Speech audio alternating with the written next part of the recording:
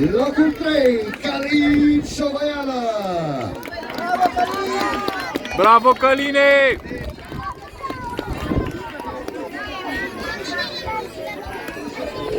Haide, Radu!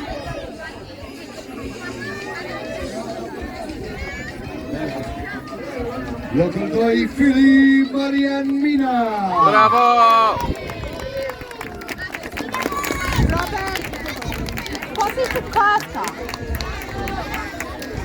Și pe locul 3, T1 masculin, azi la Ixo, Darius Grigor.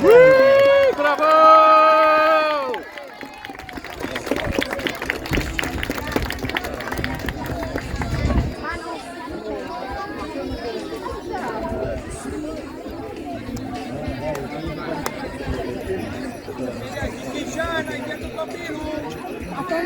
Bine, bine, bine!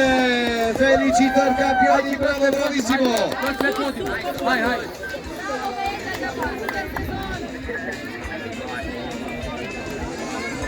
Excelent! Hai cu aplauze, cine nu filmează, cine nu Bravo! Bravo, bravo, bravo! Asta, 6 campioni a fost!